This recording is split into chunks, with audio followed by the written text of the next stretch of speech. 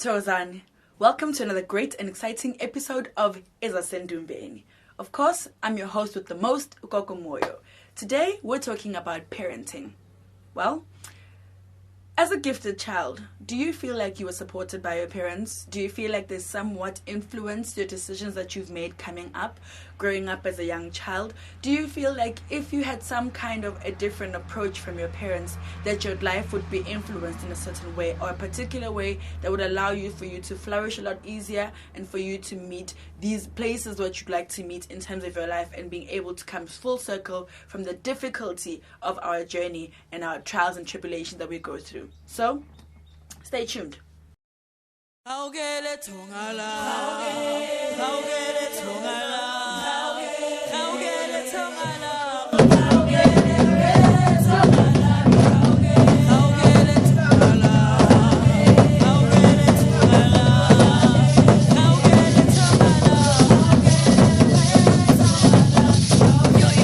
I have come to learn from a lot of the mails that you guys send me that you guys are really, really troubled by the circumstances and the situations you find yourself in your homes, particularly your parents not quite understanding your journey, and also speaking to the fact that there's no such things in our families, and where the hell do you find these things from? You know, where do you find them from? Is your friends? Is the circle of friends that you keep? Is the stuff that they're teaching you at school? Almost like they want to blame everyone but themselves, for the lack of understanding that they also have. I also put out a post on Facebook this morning where I got to ask people just briefly about how they feel they are supported or the lack of support that they have. And I will be sharing those with you in a few. But I find that the general tone is a lot of people want to are always privy to say, me too, same as me. People are experiencing very similar and alike situations when it comes to the relationships they keep with their families, particularly their parents. There are many different things that we go through in the world, especially via going through our journeys. And the last thing we need is to find resistance from the same people we need guidance and attention from, right? I find that a lot of our parents are very much in denial about, the things that exist within our families, within our bloodlines, to a point where you could have very specific and vivid dreams about seeing your mother's mother, your father's grandmother, and all of them are coming very specifically to give you information about who you are, what you're about, and your journey specifically, and how it is tailor-made for you, your unique journey. But when you share such insights with your family, they'll tell you that you're making things up, that you're faking it, that you are trying to, get attention, as if you're an attention seeker and the likes. But actually, in actual fact, the things that you'll be seeing are very much directed to your lineage and, your culture, and the transition that you were born in. I find also that until a child gets sick, only then do parents step in to assist, because now it's affecting this child on a physical level. While they were having the dreams, it only affected them on a spiritual level. Almost like a one-on-one conversation that you have with your ancestors that no one else can intercept and intervene. And that's why these communications are being brought to you, so that you can be mindful of the conversation that's going on greater to what you think that you are into the world to come do. I know our parents themselves were raised in families where maybe cultures and traditions weren't practiced, but at some point you live around people, you live around your neighbors, and you watch other people pursue their lives to a point where they even invite you to their homes on some, there's a ceremony happening at my house on such and such a date, you guys are more than welcome to come through. And they would explain to you what the ceremony would be for, or whatever the case is, and then you get to be introduced to a new world, a new way of living, to such a point where you end up having conversations around the particular ceremony and the importance of. And that's the easiest way that a family can gather based on performing such traditional ceremonies. As a child, you can't stop yourself from having the dreams or seeing the visions or hearing the communications. You can't stop that. The most you can do is wake up in the morning, Mom, Dad, this is what I saw, and let them know what it is that you got to see.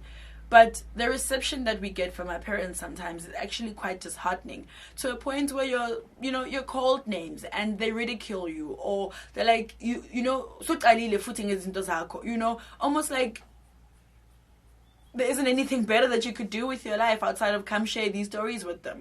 And it's so very disheartening for a child to grow up in that environment, because even if something bad was to happen to that child, let's say they're getting bullied at school or they get abused, it's even difficult for them to come share such information with their parents, because even on a light level, as to me sharing my dreams, I'm not even allowed to do that without offending you, or like without feeling like I'm offending you. How am I going to talk about other issues deeper than that you can actually help me with? Yes, our parents sometimes, they lose their ways, in terms of their parents also didn't see the need or the importance to teach them and raise them knowing about who they are culturally, traditionally, but at some point, as parents, we need to be mindful that we have this child in front of us who we love dearly, and has brought so much joy into our lives. But this person is struggling to navigate, through this life journey that we're all trying to navigate. How can I best assist this person, And following up is a simple guide of how you as a parent can support your gifted child.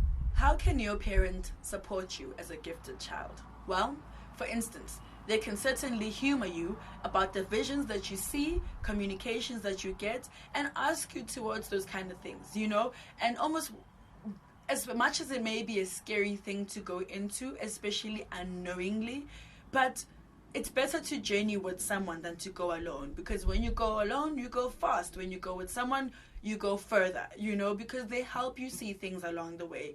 And the more information that you get to be revealed to you, you can actually touch base with someone that is familiar with that family, and be able to add more insight, whether it's correct or it's leading up to a certain direction, and thus your journey being a little bit more channeled than if you were to, navigate it on your own.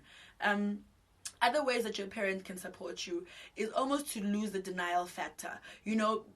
Like our parents being in denial about our gifts, let alone us being in denial about our gifts. Our parents end up being more in denial about our gifts, wanting to wish it away, take you to institutions where they feel that, it's more of a mental thing, it's more psychological and not on a spiritual level. So to a point where they'll send you to psychiatrists, psychologists, they'll even send you to churches and say that they'll pray for you that this demon, removes itself from your body.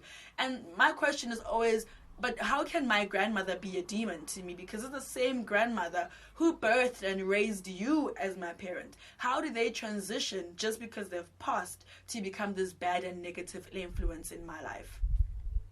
Another way your parents can support you is by going to all these places that you need to go with you. For instance, as a gifted person, you do need to get a consultation. Get a reading done where a person who's more enlightened than you can be able to shed some light on your symptoms, on what's happening to you, and guide you in terms of what else is on the agenda for you to be able to, get to a better stance in your life, especially on a spiritual level. Let your parent, feel that they can also come and accompany you to these things, and open up the conversation that, Mama, Papa, I've got a consultation with Kokomoyo tomorrow. Can you please come with me, because it's overwhelming me. I'm afraid, and I do need you to come venture into this with me, because at some point in your consultation, I'm going to ask you specific questions about the individuals in your family. You will know who they are. Then the conversation will be stuck at that point, because we would be looking for very specific things to know how to uniquely assist you as an individual. Another way that your parents can support you is by allowing you to practice in their homes. A lot of them have a misconception that we practice witchcraft, we're demons, we're witches, etc., etc., etc. Yawn. But instead, we use such things as impepo, snuff, candles. We would even use a glass of water. We would sometimes even have an inclination. We would go along smelling imqombothi, which is traditional beer, and we would make those in our home, because in essence, that's how our ancestors would speak to us, by asking us to make these things so that it's easier for them and us to communicate. bring the channels, the tools that we would need for us to have effective communication with our ancestors. So you burning in Beppo in your house should not cause an uproar about you're bringing all these things here, no wonder we can't sleep, yada, yada, yada, yada, yada. But your parents should be more understanding. Rather, they come with with a conversation, whereas, why are you burning them, Beppo? What is the purpose? What is the expected result? What are you trying to achieve with this communication that you're trying to do with the ancestors? It comes more from a better place than someone who's going to want to ridicule you and make you seem like what you're doing is absolutely bogus and not up to par with what's needed of you.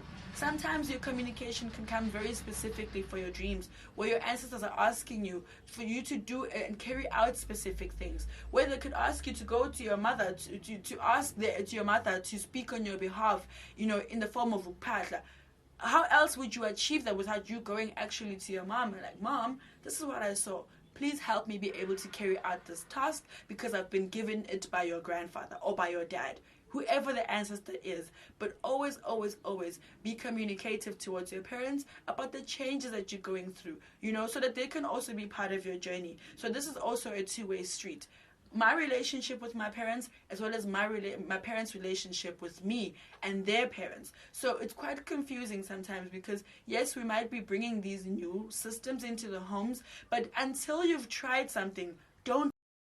I had a client in Dumbeni this week, and this guy was talking to me about how much of his dad he went along replicating in his life, to how he dresses, how he reasons, to a lot of the decisions that he'd make about the world.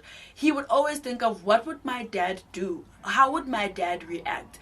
And that becomes so very important, because even if your dad was miseducated, misguided, your son would literally go down the very same path because their dad is their idol. There's such a big influence to them in their lives that you want to literally step where they have just stepped, because we're so proud of our parents. We don't want to separate ourselves from them. But he later also made me realize that he also went along seeing that there's certain things that didn't need to be adopted. They were for his dad, and he was okay with that. But he also had to remove himself so that he can have his own identity as this young man, for him to also know how to navigate life, because there's no way you can be a carbon copy of someone. Even for them to get to where the decisions are based comes from influence. And that influence is the biggest thing that one can ever have, especially as a child, because that's how we know if we're teachable people or not. So if you live in an environment where your parents are not even allowing you to tap into a bigger part of yourself, then you'll always be this very small, meek, person.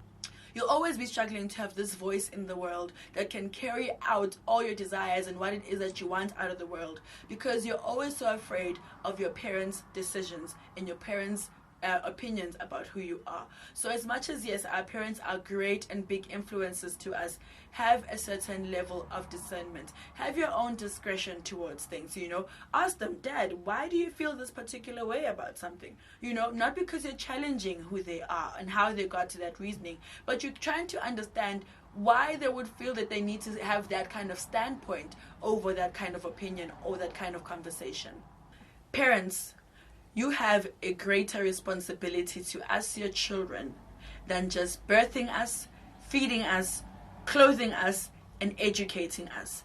Education that we only find at school leaves us uneducated, because even to the schools that you're sending us are systems that are created to limit us in the way we think, in the way we flourish in the world, in the way we actually come to problem solve in any day challenges that we come across. So as parents, could you rather please help us help us identify who we are, and even if it's unorthodox to any kind of way that you've been taught, allow us to journey this path, and be able to support me. If I'm a girl and I want to do martial arts, support me to go do it. If I'm a girl and I want to go be this rock climber and I want to literally go climb on all the mountain faces that exist in the world, support me as your child. Support me in a way that you'll teach me about the safety element to what I'm doing. Support me to teach me about the challenges I'm going to meet, because it will be such a male-dominated environment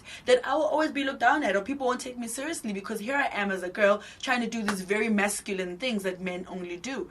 You know, the support level comes from so many ways that you can be able to, stand by your child. Supporting me doesn't just say, sure, you can go be whatever you want to be. Great. I'm so happy for you. I'm so proud of you. Supporting me means that if I have to wake up very early in the morning, you're doing it with me. That you drive me to all the classes that I have to go to. That, there's more to support than you just speaking with your words, but you actually actioning with your actions. Like, we need you to be present in the things that we go through, because ultimately, umsebenzi wentwaso does not just end with me having to heed this calling, but it brings so much relief to the family as a whole, because lamadlozi angpete, the ancestors that are on me and with me, requiring for me to do this work, are all of ours. They just specifically required me to do the action. So please support me as your child while I'm transitioning, going through this very big difficulty in my life that I, for one, did not choose for myself. And you, as my parent, you ran away from. Half the time, people that are gifted, a gifted person has realizations and revelations where gifts are generational, and they are all part of our families. So for my instance, I have ancestors from both my maternal and my paternal side. Both my mother and my father were supposed to have heeded their callings in their very different and unique ways, but they didn't. Ultimately got to me, which I'm the second born of 3 children, but it could have taken my siblings, but it didn't. It came directly to me, and both these groups came directly to me. What must I do? I'm now challenged by this heaviness that I have and the blocks that I'm experiencing in the world. Whereas my parents, yes, you may not know specifically that you had to become a healer, but you always knew there was something special and worth celebrating about you. But while you couldn't venture into that, help me and support me be able to navigate this journey, because I'm going to need the both sides. I'm representing both sides in my journey. I certainly will need your support. Mothers. I find that I've got such big conversation about mothers, especially your mom may raise you and show you so much love, but your mother can also poison you by talking ill about your dad, his role in your life or the lack of, and his family, which sometimes come from the fact that she had a very difficult relationship with your dad. It doesn't necessarily mean that the choices that your dad made in the world are the same and supported by his ancestors. Because we are born of 2 families, and in each of the families that we are born, we are assigned an ancestor. So does that mean that you will no longer get these blessings and this guide from your father's side of the family because your dad did not play a role in your life? No, that's not how it works. And as mothers, we have such a striking tongue that will either shape or destroy the relationships that our children have with the people of the world. As a mother, I cannot talk ill about my partner, who is your dad, because it leaves you scarred, and it leaves you not being open to having a relationship with that part of the ancestry, part of your lineage. Fathers, your roles are so important because you are the heads of all families. And if the head of the family does not even know who they are, how am I to have my sense of identity? How am I supposed to know what's good about me? Where do I belong? What's required of me in the world? How do I best represent myself? And as a father, if you do not know these things, then you cannot literally give me the rite of passage to step into the world, especially providing that kind of link between your ancestors and me. You're the person who's going to be able to join us and marry us, especially if you failed to marry my mother. So yes, as much as uklawula is there, paying damages, as they call it, for the fact that you have impregnated me as a man, and now we didn't get to marry, but now you are aware and acknowledging to your ancestors that you have made me fall pregnant, and now there's a child on the way. And even when a child is born, you must still take this child to your family home and introduce that child as an offspring of yours. Introduce this child to your ancestors, so that I'm not only supported by my maternal ancestors, but my paternal ancestors are also working with me and guiding me along life. Mothers, even if your husband or your partner that you had this child with ends up being a deadbeat person and does not contribute fully to the development of this child, you still have to open up the gateway, open up the conversation and the relationship with this person's paternal family. Because again, the man's decisions do not encompass the whole family's, conclusion over where they place this child. They still have to be supported by both sides of the family, because you will never know who your child is mostly and greatly supported by on an ancestral level. So don't go cutting along your child's blessings because you have this horrible relationship with his or her dad. It is not your place to call. Your relationship didn't go well. Let it end there. But you cannot now make me have to jump onto your side of the fence and make me be loyal to you. And now I'm helping you be against those people. Whereas I don't even know as your child how much of these people I actually need and how much of an influence they have over my life. So can we as parents realize the roles that we have and play them fully, consciously, and openly towards our children, because we are. No child comes into the world without any parents. So while we parent, can we do this effectively and holistically for a child? If church does not work for the child, send them elsewhere. If sangoma doesn't work for the child, send them elsewhere. But don't stop in your tracks trying to find revelations and help for your child, whereas you see the quality of the lives they lead are not satisfactory. Can we as parents be who we needed when we were young? Can we be who we needed when we were young? Can the cycle stop somewhere? Can we break the chains that we ourselves were bound by? Can we bring new interventions to the problems and the challenges that we had coming up as children?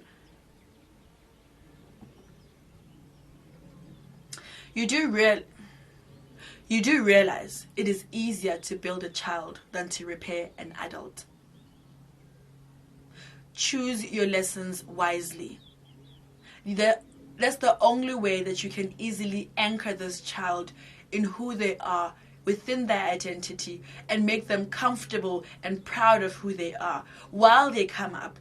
Teach and show a child that siyapahla la ekhaya. They will come to you very snobbishly, and not understand what it is you're doing. But every time they come to you in that form, it's your opportunity to teach.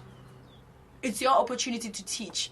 Right now, as a grown person in the world, as an adult, you're finding it difficult for you to transition because half of the teachings that they taught you as a child are not supporting of the challenges that you're going through right now in your adulthood. So now, who are you learning from? And while you are learning all these things, go back a lot closer to your child and teach them all the things that you wish that you would have been taught coming up as a child. Teach your child to be open-minded. Teach them to be able to explore the world. That all these things that they end up wanting to pursue must not be forced or somehow influenced by you, but for you to allow them to be this child who can literally be anything and do anything they want to do in the world, because they are brought up by parents who are so aware of themselves that they too no longer need the blocks that they had coming up. From a simple thing as a career, you don't need a child to be going to work into corporate for them to flourish. They could be environmentalists, ecologists, anything that is specific and specializing in something that they are passionate about will get them paid. But you cannot put a child in an institution where you know that yourself as a parent, you are oppressed. That you cannot come up to your boss and share about the things that you have concerns over. So please teach your children to be exploratory in terms of how they could also solve for the social ills that you as a parent are currently struggling with. Tagazani, that has been my episode today of Esasendumbeni, particularly talking about parenting. Parents, we need you. We need all of you. Rather you be fearful with me than you sit there in the corner and claim ignorance and wear a coat of saying there's no such thing that exists in the world. How will you know if you've never been exposed to it? Come learn with me. Journey with me, support me. Let's all get to the end of the corner and have aha moments about how beautiful these revelations are, than for me to feel that my greatest enemy is actually my parent, who claims to love me, who put me through all these institutions to make me the quality person I am, but struggle with the most fundamental key points of actually helping me awaken my spiritualness. Thokozani. Haugele tongala, haugele tongala, haugele tongala.